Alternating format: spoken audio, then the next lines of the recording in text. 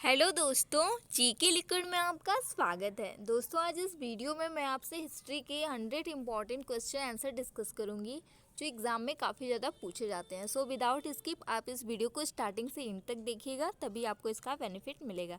तो चलिए स्टार्ट करते हैं। पहला प्रश्न है, तांबे का सिक्का जारी करने वाला पहला गुप्त शासक कौन था? तांबे का सिक्का जारी करने वाला पहला गुप्त शासक था रामगुप्त। अगला प्रश्न है, सारनाथ के धमेक स्तूप का निर्माण किस काल में हुआ? सारनाथ के धमेक स्तूप का निर्माण किस काल में हुआ? दोस्तों, जो आप इमेज में देख रहे हैं ये सारनाथ का धमेक स्तूप है और इसका जो निर्माण हुआ था वो हुआ था गुप्त काल में। और ये जो धमेक स्तूप है यहीं पर पहली बार भगवान बुद्ध ने अपने शिष्यों को प्रथम उपदेश दिया था। अगला प्रश्न है, कालिदास की कौन सी कृति यानी कि कालिदास की कौन सी ऐसी रचना है जिसकी गिनती जो है दुनिया की सबसे प्रसिद्ध 100 कृतियों में की जाती है? कालिदास की कौन सी कृति की गिनती विश्व की सर्वाधिक प्रसिद्ध 100 कृतियों में की जाती है? तो वो है अभिज्ञान शाकुंतलम। अगला प्रश्न है, गुप्तकालीन सिक्कों का सबसे बड़ा ढेर कहाँ से प्राप्त हुआ? गुप्तकालीन सिक्कों का सबसे बड़ा ढेर कहाँ से प्राप्त हुआ? तो दोस्तों, राजस्थान के भरतपुर जिले में एक स्थान है जिसका नाम है बयाना। तो वहीं से गुप्तकालीन सिक्कों का सबसे बड़ा ढेर जो है वो प्राप्त हुआ। अगला प्रश्न है, मोठ की मस्जिद का निर्माण किसके द्वारा कराया गया था? मोठ की मस्जिद का निर्माण किसके द्वारा कराया गया था? तो वो कराया गया था सिकंदर लोदी के वजीर द्वारा। अगला प्रश्न है, मालवा में खिलजी वंश की स्थापना किसने की? मालवा में खिलजी वंश के संस्थापक कौन थे? तो वो थे महमूद खिलजी प्रथम। अगला प्रश्न है, दास बोध के रचयिता कौन है? दास बोध के रचयिता हैं समर्थ रामदास। अगला प्रश्न है, शेरशाह के बचपन का नाम क्या था? तो दोस्तों, शेरशाह के बचपन का नाम था फरीद खान। अगला प्रश्न है, रज्मनामा पुस्तक का अनुवादित रूप था। रज्मनामा किस पुस्तक का अनुवादित रूप था? तो वो था महाभारत का। और ये जो रज्मनामा पुस्तक है ये फारसी भाषा की पुस्तक थी। अगला प्रश्न है, दीन ए इलाही धर्म स्वीकार करने वाला प्रथम एवं अंतिम हिंदू कौन था? दीन ए इलाही धर्म को स्वीकार करने वाला पहला और आखिरी हिंदू कौन था? तो वह था बीरबल। अगला प्रश्न है, जो चित्रकला का शत्रु है वो मेरा शत्रु, एक कोटेशन है, जो चित्रकला का शत्रु है वो मेरा शत्रु है, ये किस मुगल शासक ने कहा था? तो वो जहांगीर ने कहा था, क्योंकि जहांगीर को चित्रकला से बहुत प्रेम था, इसीलिए उन्होंने कहा था कि जो चित्रकला का शत्रु है वो मेरा भी शत्रु है। अगला प्रश्न है, किस शासक ने निषाद नामक सिक्कों का प्रचलन किया? निषाद नामक सिक्कों का जो प्रचलन है वो किस शासक ने किया था? तो वो भी जहांगीर ने ही किया था। अगला प्रश्न है, मयूर सिंहासन का निर्माण करने वाला मुख्य कलाकार कौन था? मयूर सिंहासन का निर्माण करने वाला मुख्य कलाकार कौन था? तो वो था वे बादल खान। अगला प्रश्न है, बीबी का मकबरा कहाँ स्थित है? बीबी का मकबरा कहाँ स्थित है? तो ये महाराष्ट्र के औरंगाबाद में स्थित है बीबी का मकबरा। अगला प्रश्न है, आना सिक्के का प्रचलन किसने कराया था? आना सिक्के का प्रचलन किसने कराया था? तो शाहजहां ने आना सिक्के का प्रचलन कराया था। अगला प्रश्न है, मनसबदारी प्रथा को किसने प्रारंभ किया? मनसबदारी प्रथा को प्रारंभ करने वाले अकबर थे। अगला प्रश्न है, भारत एवं यूरोप के बीच समुद्री मार्ग की खोज किसने की? भारत और यूरोप के बीच जो है वो समुद्री मार्ग की खोज किसने की? तो वास्को डिगामा ने की थी। दोस्तों, वास्को डिगामा को ही मतलब भारत का खोजकर्ता माना जाता है कि पहली बार भारत की खोज जो है वास्को डिगामा ने की थी और पहली बार समुद्री मार्ग की खोज भी वास्को डिगामा ने की थी। अगला प्रश्न है, गुरु नानक का जीवन परिचय किस सिख गुरु ने लिखा है? गुरु नानक का जीवन परिचय किस सिख गुरु ने लिखा है? तो उनका नाम है गुरु अर्जुन देव। अगला प्रश्न है, किस यूरोपीय देश ने भारत में सबसे पहले अपना व्यापार फैलाया? किस यूरोपीय देश ने भारत में सबसे पहले अपना व्यापार फैलाया? तो वो थे पुर्तगाल, यानी पुर्तगालियों ने सबसे पहले भारत में अपना व्यापार फैलाया था। अगला प्रश्न है, पुर्तगालियों ने सर्वप्रथम भारत में कौन सी फसल की खेती आरंभ की? पुर्तगालियों ने सबसे पहले भारत में कौन सी फसल की खेती आरंभ की? तो उन्होंने सबसे पहले तंबाकू की खेती आरंभ की। अगला प्रश्न है, किस पुर्तगाली ने नीले पानी की क्रांति अपनाई? किस पुर्तगाली ने नीले पानी की क्रांति अपनाई? तो उनका नाम था फ्रांसिस्को डी अल्मेडा। पुर्तगाली व्यक्ति था फ्रांसिस्को डी अल्मोड़ा। इन्होंने ही पहली बार नीले पानी की क्रांति अपनाई।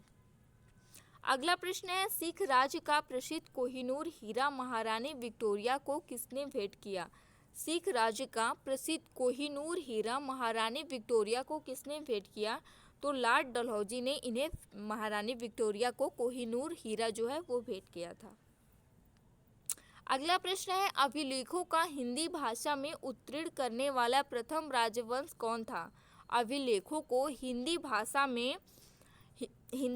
में मतलब कि रूपांतरित जो नहीं होता है, परिवर्तित करने वाला पहला राजवंश कौन था? वो था सेन राजवंश।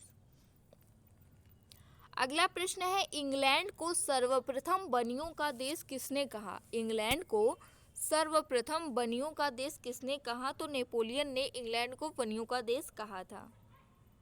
अगला प्रश्न है, मैं ही राज्य हूँ और मेरे शब्द ही कानून है, यह कथन किसका है? मैं ही राज्य हूँ और मेरे शब्द ही कानून है, यह कथन है लुई 14वां का। अगला प्रश्न है, दुनिया के मजदूरों एक हो का नारा किसने दिया? एक नारा है जो कि है दुनिया के मजदूरों एक हो, ये नारा दिया था कार्ल मार्क्स ने। अगला प्रश्न है, प्रजातंत्र जनता का जनता के द्वारा और जनता के लिए शासन है। प्रजातंत्र जनता का जनता के द्वारा और जनता के लिए शासन है, यह कथन किसका है? तो ये कथन है अब्राहम लिंकन का। अगला प्रश्न है, संसार में सर्वप्रथम लिखित संविधान कहाँ लागू हुआ? संसार में सर्वप्रथम लिखित संविधान जो लागू हुआ था वो हुआ था संयुक्त राज्य अमेरिका में। अगला प्रश्न है, 100 चूहों की अपेक्षा एक सिंह का शासन उत्तम है। 100 चूहों की अपेक्षा एक सिंह यानी कि शेर का शासन उत्तम है, यह कथन किसका है? तो ये कथन है वाल्टियर का। उन्होंने कहा था कि 100 चूहों की अपेक्षा एक सिंह का शासन जो है वो अति उत्तम है। अगला प्रश्न है, नापतोल की दशमलव प्रणाली किसकी देन है? नापतोल की दशमलव प्रणाली जो है वो किस देश की देन है? तो ये फ्रांस की देन है। अगला प्रश्न है, एक जार, एक चर्च और एक रूस का नारा किसने दिया? एक जार, एक चर्च और एक रूस का नारा किसने दिया? तो दिया था निकोलस द्वितीय ने। अगला प्रश्न है, गुप्त संधियों की प्रणाली का जनक कौन था? गुप्त संधियों की प्रणाली का जनक कौन था? तो वो था बिस्मार्क। अगला प्रश्न है, तुर्की में प्रथम पंचवर्षीय योजना कब लागू हुई? तुर्की में पहली पंचवर्षीय योजना जो है 1933 में लागू हुई। अगला प्रश्न है, जर्मनी द्वारा सोवियत संघ पर आक्रमण करने की योजना को क्या कहा गया? जर्मनी द्वारा सोवियत संघ पर आक्रमण करने की योजना को क्या कहा गया? तो उसे ऑपरेशन बारबोसा कहा गया। अगला प्रश्न है, अमेरिका ने हिरोशिमा पर कौन सा बम गिराया था? अमेरिका ने हिरोशिमा पर कौन सा बम गिराया था? तो दोस्तों जो हिरोशिमा है ये जापान का एक शहर है। इस पर अमेरिका ने 6 अगस्त 1945 में लिटिल बॉय नाम का एक परमाणु बम गिराया था। अगला प्रश्न है, अमेरिका ने नागासाकी पर कौन सा बम गिराया? दोस्तों ये जो क्वेश्चन है इसमें दिया है अमेरिका ने हिरोशिमा पर कौन सा बम गिराया था। तो हिरोशिमा पर जो बम गिराया था वो 6 अगस्त 1945 में गिराया था, जो कि जापान का एक शहर है, और इसके लिटिल बॉय नाम का इस पे बम गिराया था। और इसी के 3 दिन बाद नागासाकी जो कि जापान का ही एक शहर है, वहाँ पर 3 दिन बाद हिरोशिमा पर जब बम गिराया उसके 3 दिन बाद नागासाकी पर बम गिराया था। और उस बम का नाम था फैट मैन। अगला प्रश्न है ए नेशनल इन द मार्किंग नामक पुस्तक किसने लिखी? ए नेशनल इन द मेकिंग नामक पुस्तक किसने लिखी है? तो इसके लेखक हैं सुरेंद्रनाथ बनर्जी। ए नेशनल इन द मेकिंग। अगला प्रश्न है भारतीय राष्ट्रीय कांग्रेस की प्रथम महिला अध्यक्ष कौन थी? भारतीय राष्ट्रीय कांग्रेस की पहली महिला अध्यक्ष थी सरोजिनी नायडू। अगला प्रश्न है राजनीति स्वतंत्रता की प्राणवायु है। राजनीति स्वतंत्रता की प्राणवायु है, ये किसने कहा है? तो महर्षि अरविंद घोष ने कहा है कि राजनीति जो है वो स्वतंत्रता की प्राणवायु है। अगला प्रश्न है साइमन कमीशन को अन्य किस नाम से जाना जाता है? साइमन कमीशन को अन्य किस नाम से जाना जाता है? तो व्हाइट मैन कमीशन के नाम से भी साइमन कमीशन को जाना जाता है। अगला प्रश्न है दिल्ली चलो का नारा किसने दिया? दोस्तों ये जो नारे हैं ना, ये भी बहुत इंपॉर्टेंट है। ये भी एग्जाम में मतलब कि सभी एग्जाम में काफ़ी ज़्यादा पूछे जाते हैं। दिल्ली चलो का नारा किसने दिया था? तो सुभाष चंद्र बोस ने ये नारा दिया था। अगला प्रश्न है करो या मरो का नारा किसने दिया? करो या मरो का नारा महात्मा गांधी ने दिया था। अगला प्रश्न है इंकलाब जिंदाबाद का नारा किसने दिया? तो इंकलाब जिंदाबाद का नारा जो है वो भगत सिंह ने दिया था। अगला प्रश्न है महात्मा गांधी को सर्वप्रथम राष्ट्रपिता किसने कहा? तो महात्मा गांधी को पहली बार राष्ट्रपिता जो कहा था सुभाष चंद्र बोस ने। अगला प्रश्न है महात्मा गांधी को सर्वप्रथम महात्मा किसने कहा? महात्मा गांधी को सर्वप्रथम महात्मा कहने वाले थे रविंद्रनाथ टैगोर। अगला प्रश्न एक कोटेशन है मैं एक क्रांतिकारी के रूप में कार्य करता हूँ। मैं एक क्रांतिकारी के रूप में कार्य करता हूँ, ये किसने कहा है? तो जवाहरलाल नेहरू ने कहा है कि मैं एक क्रांतिकारी के रूप में कार्य करता हूँ। अगला प्रश्न है विश्व भारती विश्वविद्यालय की स्थापना किसने की? विश्व भारती विश्वविद्यालय की स्थापना किसने की? तो रविंद्रनाथ टैगोर ने की। अगला प्रश्न है आर्य महिला सभा की स्थापना किसने की? आर्य महिला सभा की स्थापना करने वाली थी पंडिता रमाबाई। अगला प्रश्न है बिना ताज का बादशाह किसे कहा जाता है? बिना ताज का बादशाह किसे कहा जाता है? तो ये सुरेंद्रनाथ बनर्जी को कहा जाता है। अगला प्रश्न है फिनिक्स फॉर्म की स्थापना किसने की? फिनिक्स फॉर्म की स्थापना जो है महात्मा गांधी ने की। अगला प्रश्न है भवानी मंदिर नामक पुस्तक किसने लिखी? भवानी मंदिर नामक पुस्तक किसने लिखी? तो वरिंद्र कुमार घोष ने लिखी है। अगला प्रश्न है मैसूर का शेर किसका उपनाम है? मैसूर का शेर जो उपनाम है वो है टीपू सुल्तान का। टीपू सुल्तान को ही मैसूर का शेर भी कहा जाता है। अगला प्रश्न है गीता रहस्य पुस्तक को किसने लिखा है? गीता रहस्य पुस्तक को बाल गंगाधर तिलक ने लिखा है। अगला प्रश्न है भारत में पहली बार मुद्रण मशीन की स्थापना किसने की? भारत में पहली बार मुद्रण मशीन की स्थापना किसने की? तो इसकी स्थापना पुर्तगालियों ने की थी। अगला प्रश्न है हिंदुओं से अलग विवाह पद्धति लवन को किसने प्रचलित किया? हिंदुओं से अलग एक विवाह की पद्धति को प्रचलित किया गया था जिसका नाम है लवन। इसको किसने प्रचलित किया था? तो वो थे गुरु अमरदास। दोस्तों इसमें क्या था? दोस्तों लवन विवाह में क्या था कि सिख समुदाय में जो दुल्हा दुल्हन थे ना, वो गुरु ग्रंथ साहिब को बीच में रखकर उसके चारों तरफ 4 फेरे लेते थे। मतलब इस विवाह में ये होता था कि जो उनका ग्रंथ होता है, जैसे सिख समुदाय में जो दुल्हा दुल्हन विवाह करते थे उनका जो गुरु ग्रंथ साहिब होता था उसको बीच में रखते थे और दूल्हा दुल्हन जो उसके चारों तरफ 4 फेरे लेते थे। तो इन चारों फेरों में से पहले मतलब कि कन्या फेरा मतलब कन्या आगे रहती थी और वो 3 फेरा लेती थी और लास्ट में जो 1 फेरा बचता था वो वर लेता था। ये था लवन विवाह।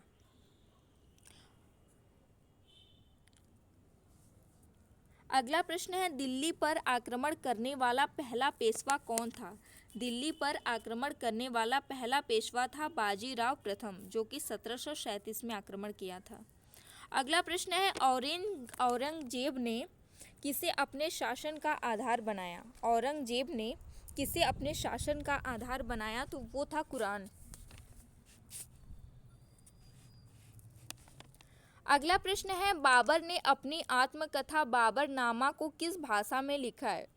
बाबर ने अपनी आत्मकथा बाबरनामा को तुर्की भाषा में लिखा है।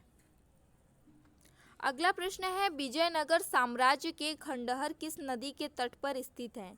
विजयनगर साम्राज्य के खंडहर किस नदी के तट पर स्थित है? तो वो है तुंगभद्रा नदी। अगला प्रश्न है, बुद्ध की खड़ी प्रतिमा किस काल में बनाई गई? बुद्ध की खड़ी प्रतिमा किस काल में बनाई गई? तो दोस्तों ये कुषाण काल में बनाई गई थी। अगला प्रश्न है, भारत में सर्वाधिक शुद्ध सोने के सिक्के किसने जारी किए? भारत में सर्वाधिक शुद्ध सोने के सिक्के किसने जारी किए? तो कुषाण वंश के राजा कनिष्क फर्स्ट ने जारी किए थे। अगला प्रश्न है, रेशम बनाने की तकनीकी का आविष्कार सबसे पहले कहाँ हुआ? रेशम बनाने की तकनीकी का आविष्कार सबसे पहले चीन में हुआ था। दोस्तों आज भी चीन का जो रेशम है ना, उसे बहुत ही मजबूत माना जाता है। अगला प्रश्न है, भारत सरकार द्वारा प्रयोग में लाया जाने वाला संवत कौन सा है? भारत सरकार द्वारा प्रयोग में लाया जाने वाला संवत है शक संवत। अगला प्रश्न है, रेशम मार्ग पर नियंत्रण रखने वाला सबसे प्रसिद्ध शासक कौन था? रेशम मार्ग पर नियंत्रण रखने वाला सबसे प्रसिद्ध शासक था कुषाण। अगला प्रश्न है, आग का आविष्कार किस काल में हुआ था? आग का आविष्कार जो हुआ था वो पूरा पाषाण काल में हुआ था। आग का खोज यानी कि आविष्कार सबसे पहले पूरा पाषाण काल में हुआ था। अगला प्रश्न है, सिंधु सभ्यता को और किस नाम से जाना जाता है? सिंधु सभ्यता को और किस नाम से जाना जाता है? तो हड़प्पा सभ्यता और सिंधु सभ्यता दोनों एक ही हैं। बस इनका नाम सिंधु सभ्यता और हड़प्पा सभ्यता है, लेकिन ये दोनों सभ्यताएं एक हैं। अगला प्रश्न है, पर्दा प्रथा एवं वेश्यावृत्ति किस सभ्यता में प्रचलित थी?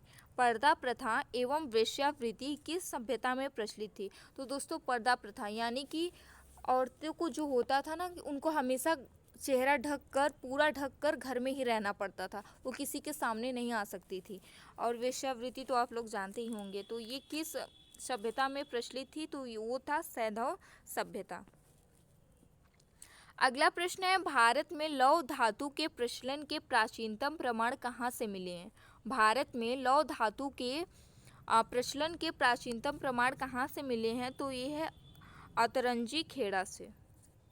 अगला प्रश्न है, बौद्धों की रामायण किस ग्रंथ को कहा जाता है? बौद्धों का जो रामायण है वो किस ग्रंथ को कहा जाता है? तो वो कहा जाता है बुद्ध चरित्र को। अगला प्रश्न है, बौद्ध धर्म ग्रहण करने वाली पहली महिला कौन थी? बौद्ध धर्म ग्रहण करने वाली पहली जो महिला थी वो थी प्रजापति गौतमी। अगला प्रश्न है, किस पुस्तक में पाटलिपुत्र के प्रशासन का वर्णन उपलब्ध है? किस पुस्तक में पाटलिपुत्र के प्रशासन का वर्णन उपलब्ध है? तो वो उसका नाम है पुस्तक का इंडिका। अगला प्रश्न है, पाटलिपुत्र को किस शासक ने सर्वप्रथम अपनी राजधानी बनाया? पाटलिपुत्र को किस शासक ने सर्वप्रथम अपनी राजधानी बनाया? तो वो थे चंद्रगुप्त मौर्य। अगला प्रश्न है, सर्वप्रथम सिक्कों पर लेख लिखने का कार्य किस शासक ने किया? सर्वप्रथम सिक्कों पर लेख किस शासक ने लिखवाया? तो वो थे यवन शासक। अगला प्रश्न है, स्वतंत्र वेश्यावृत्ति को अपनाने वाली महिला को क्या कहा जाता था मौर्य काल में?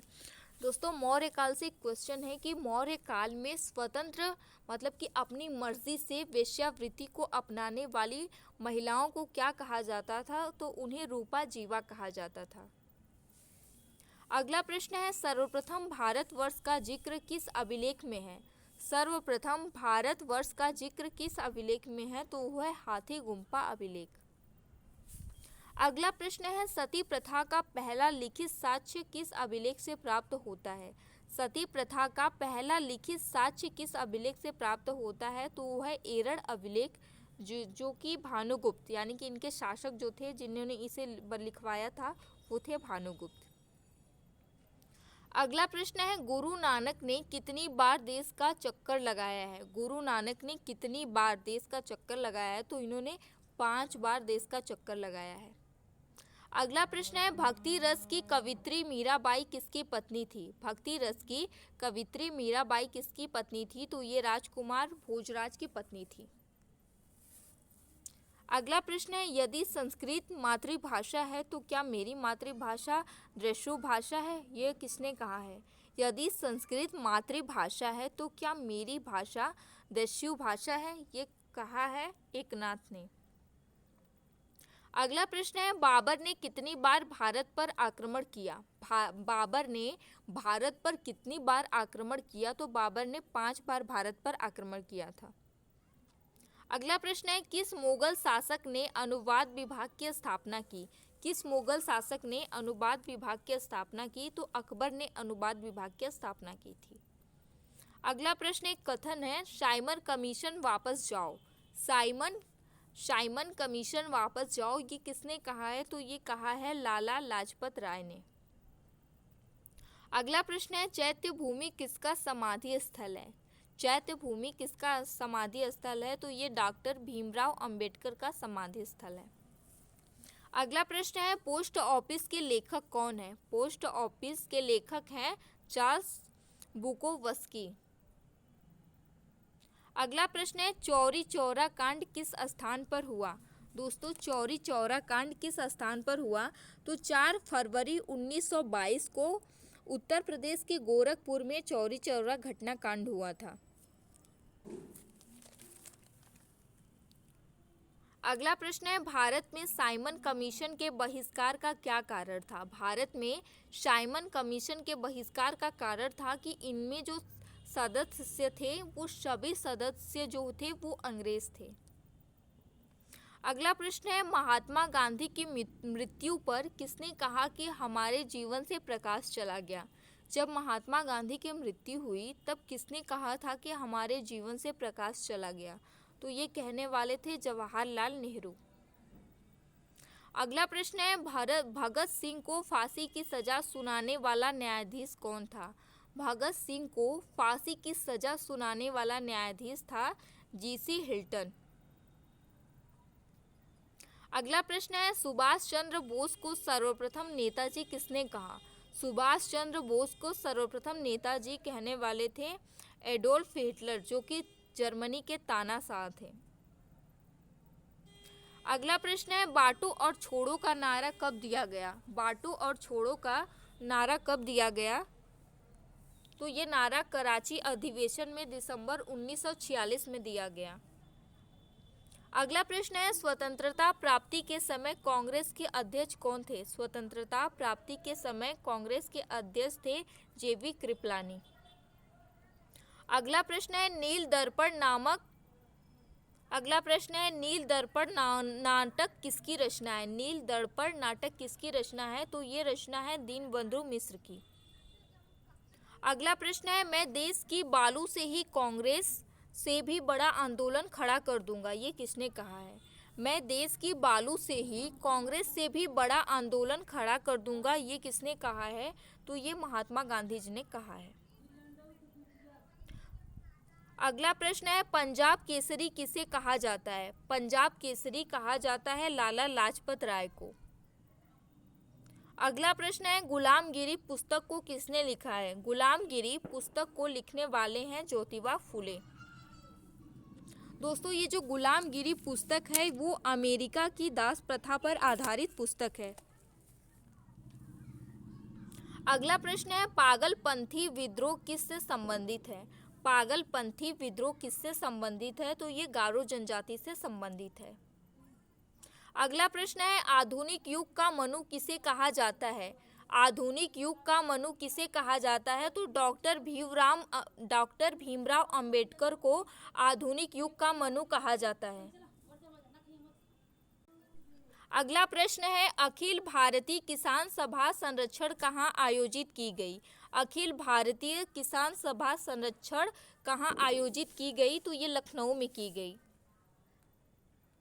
अगला प्रश्न है अखिल भारतीय किसान सभा के प्रथम सत्र की अध्यक्षता किसने की? अखिल भारतीय किसान सभा के प्रथम सत्र की अध्यक्षता करने वाले थे स्वामी सहजानंद। अगला और लास्ट प्रश्न है, गणपति उत्सव मनाना किसने प्रारंभ किया? दोस्तों, गणपति उत्सव मनाना प्रारंभ किया था तिलक ने, जो कि 1800 बाल गंगाधर तिलक ने 1893 में। दोस्तों, ये थे आज के 100 इम्पॉर्टेंट हिस्ट्री के क्वेश्चन। आई होप कि ये क्वेश्चन आपको बहुत पसंद आए होंगे। दोस्तों, आप वीडियो को लाइक शेयर करना मत भूलिएगा और चैनल पर पहली बार आए हैं तो इसे सब्सक्राइब करके बेल आइकन को प्रेस कर लीजिएगा। Thank you.